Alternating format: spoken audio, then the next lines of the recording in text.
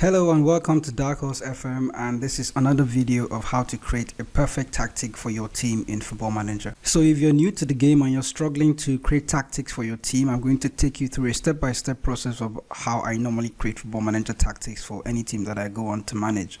This is the tactic creation window. This is the preset tactics here that you can use, but for this video I'm going to actually go to create your own style, and then we're going to draft a tactic that is most suitable for Werder Bremen. Currently I'm in Werder Bremen, so you can do this with any team, indeed in any Football Manager game as well. So you can follow these principles that I'm going to show you in this video to try and create a tactic for your side. So if you're new to the channel, here at DarkHorse FM, we normally test out tactic for mid-table sides and share Football Manager tips and tricks that you can actually apply to your Football Manager gaming experience that are going to make it a lot more satisfying, a lot more interesting, also sometimes a lot more challenging. So you can hit the subscribe button to get notified when new videos come out here on DarkHorse FM. It's also a good way to notice your Wonderkids. Once you have all the all your squads selected and checked, you can go into the selection info and then check selection info in the list of players to filter, and then go into the potential and then rate it by the highest star rating, and then you can see the 21-year-old in Felix Agu and Jean-Manuel Mbom. These are two players that have 5-star skill ratings, and they are one of the, let's say, the better players that are way too young yet and going to be interesting players to work with. You can also then filter it by player current abilities, and then that way you can see who is literally the best current player in the squad right now. So straight up, I can already see that my best player is Niklas Stark. He's a central defender, so kind of that's good. And then Niklas Fulkrug is the second best. He's probably going to be my center forward or my inverted winger. Looking at his attributes, I'm going to consider him as a good center forward because he has finishing. 12. That's not so bad considering the league that Werder Bremen are currently in right now. But he's also a very tall player.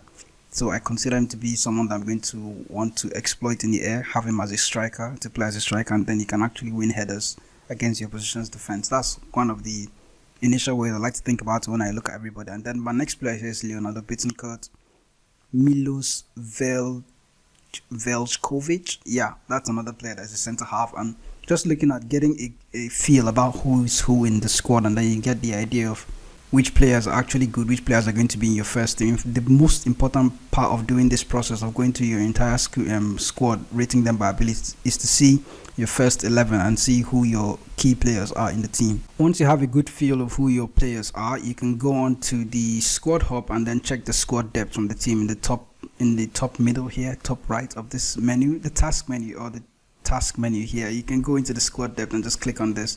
You get an idea just for the current overview. You can see it based on all positions, and then you can set the formation to any formation that you want. But while we are here is to actually go into the position overview. That's where we were before. Once you click on the position overview, you can see a numerical visualization of all the players in each positions that are important in modern football. So you can have the defensive midfielder, fullbacks, central defenders, wingers that are much deeper, central midfielders, attacking midfielders. So you can see roughly where you have good number of players currently in your team. You can also look at where you have potential players coming through. So there's an attacking midfielder here that's coming through in Romano Schmid. So I'm going to want to look at him a lot more. But in the current setup, you can see that I can choose from, or with this I can start to decide how my formation is going to look. Though I have currently I do have two great defensive midfielders in Milos Veljkovic, but Niklas Stark as well. In fact, these two players that are thrown into the defensive midfield, I already know from looking at my squad that they are actually central defenders, so I'm going to rule them out as defensive midfielders. And going into the central defender role, I can see the same exact names that I just saw in DM role. So looking at this, you can already, from here you can start to decide what your formation is going to be like. Once you have decided on your formation, the next thing to do is to actually sort out the player roles. I've gone with a 4-4-2 because it allows me to use Fulkrug as a target forward, and then a partner beside him in Dukes. What's his first name? Marvin Dukes. He can play as a poacher based on his attributes. He has attributes, but he's playing as an advanced forward. He doesn't quite have the work rate to do that because his space isn't that great as well, but he doesn't have the work rate to actually run and lead the line. So I opted to play him as a poacher because he has attributes that actually favor the poacher. His finishing attributes are quite good as well. So the relationship between the target forward and support and the poacher is a very good one in partnership. When selecting roles, you're going to have to consider how the roles work together with one another. When I selected the central midfielder, I went for Jean-Michel Mbom. He has good attributes in like his good mental attributes, his aggression is good, his bravery is good, his concentration is good as well, teamwork, he has good natural fitness, but his marking isn't that great. That's why I didn't use him in the defensive midfield position. I used him to play as a central midfielder, but he's playing as a ball-winning midfielder, but he's also acting like a playmaker as well. He has the traits, dictates tempo. So if you look at his player instruction, you can see that there's a personalized instruction showing take more risks. So this instruction is only going to be available when Jean-Michel Mbom or Jean-Manuel Mbom takes the role. If I select another player in here, wherever I can find somebody as a central midfielder in Philippe what's that name? Barfrede. If I put Barfrede in there, you can see that instruction actually goes. I did the same thing for the back four and the goalkeeper. The central defender here is Velkovic. You can see that his passing is 12 and then his vision is below 10, so I don't want to consider using him as a ball-winning midfielder because he's not going to be able to see that long pass.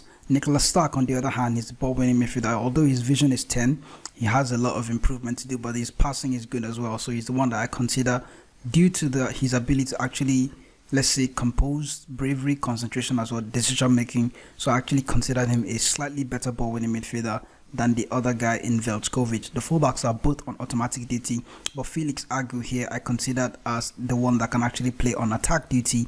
That's why his acceleration, he has good acceleration, good pace, good work rate as well. So much later during my season, I could consider using him as a fullback on attack duty, but currently both fullbacks are on automatic duty. I chose automatic for now because Anthony Jung, you can see that he has good crossing, good work rate, good marking, good passing as well. He's a very good playmaker for a fullback, I have to admit. And then he has good mentals, but his acceleration isn't that great, so I'm not going to consider using him as a fullback or wingback on attack duty. So leaving them on automatic duty is a good way to go. I opted for inverted wingers because I'm going to expect my fullbacks to get slightly higher up. Leonardo Bittencourt, ideally I'm going to want this guy to play as an inverted winger on attack duty. The reason why I'm choosing attack is because the fullback behind him is not going to be that overlapping. Like, I don't know if that English is correct, but Anthony Jung here is not going to be the one that is going to, let's say, get on the overlap. So I'm going to want Leonardo Bittencourt to do a lot more and try to get into the box and create more chances and be a bit more direct in his own sense, because the fullback behind him is going to offer a lot more support than the fullback on the right hand side. The fullback on the right hand side is going to be Felix Agu, and he has a lot of pace and stamina to get up and down the field. So the player ahead of him is going to cut inside and create that space for him to get up and down the field, get over and walk on that overlap and try and create those chances from wide areas. When it comes to team instructions, we're going to try and look at the team's attributes as a whole. Going into the tactics, or not the tactics, going into the squad menu now, you can find the analyst report. In the analyst report, you can find comparison. This is where your team is going to be compared to all the other teams in your league. I'm currently in the second Bundesliga with Werder Bremen, and then looking at the general attributes, you can see that from this comparison, I have the average youth international appearances and average player wages. So I'm paying my players a lot more than most teams are. I'm going to have to consider that in future. And then looking at the all positions, you can see all the attributes now. You can have that, okay, now I know a bit more about my players. Their first touch is good and their passing is also great. So a quick tempo style of play with slightly more direct passing, a bit more expressive, risky passing is going to help us because we have the players that can actually pull that off compared to everybody else in the league. Decision making is right up there as well, but also going to consider looking at our strength and work rate. So in general, our strength isn't that good and the work rate isn't that good. So we're going to have to find a way to do our business in a very unaggressive manner. By unaggressive, I mean that the running is not going to be excessive, but we will tackle because I've seen that our aggression is quite good, and then we have leadership and teamwork as well. You can then go into individual positions, not individual positions, phases of play. Let's say goalkeepers first of all. Our goalkeeper is good in agility, but he's poor in almost everything else, and then we're going to need to sign another goalkeeper at this point. And then looking at our throwing, not so long, so I'm going to have my goalkeeper roll the ball out or pass it out because his throwing isn't that great. Looking at aerial ability, not so good as well, so our goalkeeper can't actually handle anything in the air. So we're not going to want to show the opposition outside and then have them cross the ball because our goalkeeper isn't going to get it. Hopefully if our central defenders are good enough, they might get it, but that has a lot to do with us watching the games and see how they turn out. But in defense or in goalkeeping, we already have an idea how the team instruction is going to set up so that we can actually expose our goalkeeper to aerial situations where he can actually win the ball in the air. By doing this, we can then look at the defense as well. Tackling, our tackling is good, so we can go hard. Our marking is good as well, so we can actually use tight marking, and it's going to actually work. And then looking at the midfield as well, this is where we excel. Our midfield is probably the best in the league. We have above average in most of the other areas, and then our technique and long range shooting is quite good in midfield. So we're going to consider shooting more often when we're creating our team instructions. Looking at our team in attack, long range also good, so shoot more often is a thing. I have that in mind now. Anticipation is good as well. Pace, we have the legs to run. Acceleration and finishing, we have the legs to play a certain style, a certain quick tempo style of play with a system that encourages our players, our front players, to actually run a lot more, as our wide players to actually get in the area, run at the defense a lot, and then actually also encourage them to have space, encourage the opposition's defense to come out a bit more, and then allow us to hit them on the counter attack. You can see just our physical attributes. Then also looking below here, you can find a way to isolate most of the player attributes. So if I'm looking at my team's attack, I might want to uncheck the goalkeeper, uncheck the defender, and then get a clear view of how my team looks in attack compared to all the other teams' attacks. This is just isolating only my strikers, and then we get a clear glimpse of how the team actually, all the attributes that my players have in attack. Off the ball, not so good, but we have good acceleration. We do have good heading, good long range shooting, so that also gives us a kind of good idea of the system that we're going to play. Looking at them in midfield as well, you can then uncheck the strikers, just have a clear view of your midfielders and the kind of view that or the kind of attributes that they have in midfield. You can do this a lot with any other position that you want, and that kind of just gives you an idea of the team instruction that you're going to pick. Based on our team attributes, and then looking at all the players in general as a whole, looking at the attributes, I've selected these team instructions. The mentality, I'm going to leave it on balance because it kind of works well when you start on balance and see how your players operate in a balanced standard setting. If you notch this up to positive, the players are going to react very differently if they were as opposed to if they were on standard balanced mentality. What I mean by that is this: if you look at your players in your internal player instructions, let's look at Felix Agu, for example. Felix Agu is the fullback, and then he's playing on automatic duty. If you go into instructions, you can see his automatic duty, his mentality is balanced. But once you also, let's say, look at Aaron Dinky here, that's playing as an inverted winger on support duty, looking at his own instruction, he has an attacking mentality as well. So once you notch this mentality, general team mentality, up to positive, you're going to have players like Dinky playing on a very attacking mentality. He's going to be quite adventurous, and if he's caught upfield, that he can also struggle to get back, leaving the fullback exposed, leaving your defense exposed, and you're likely to concede a goal if your team is quite high up when the opposition starts to counter attack. So I would recommend you start with a balanced mentality just to see how the game goes, just to get a feel of how the game starts, and then once you sense that you have the upper hand above the opposition, and then you can switch to a more adventurous mentality like a positive or the attacking mentality.